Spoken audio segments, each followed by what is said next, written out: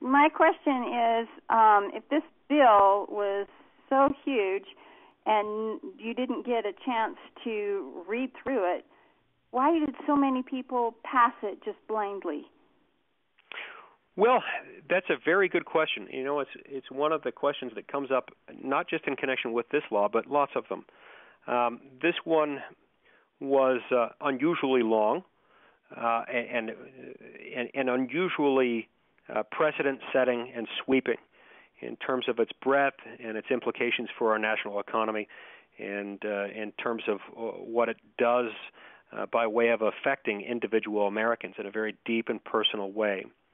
But unfortunately, there is a problem in Washington in that a lot of people will just vote to go along and get along. They will vote according to whatever their party's leadership tells them to do. And so there were lots of people in Congress in 2010 who just voted according to what their leaders told them. Then Speaker of the House Nancy Pelosi famously told members of Congress, you've got to pass this bill to find out what's in it. And they did. This unfortunately happens all the time. And this unfortunately is not something that is unique to the Democratic Party. I see Republicans do it all the time as well. There was something very disturbing that happened on New Year's Eve this last year.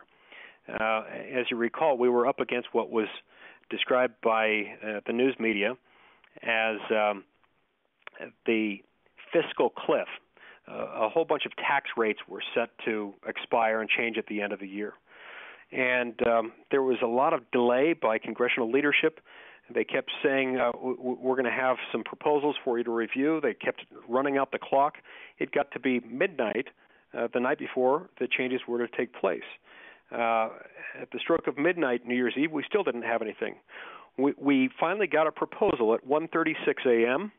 On New Year's Eve, and at exactly 1:42 a.m., the bell rang, and we were called to vote on that bill. This is 153 pages of very dense legislative text, and it was something that most people had never, ever read.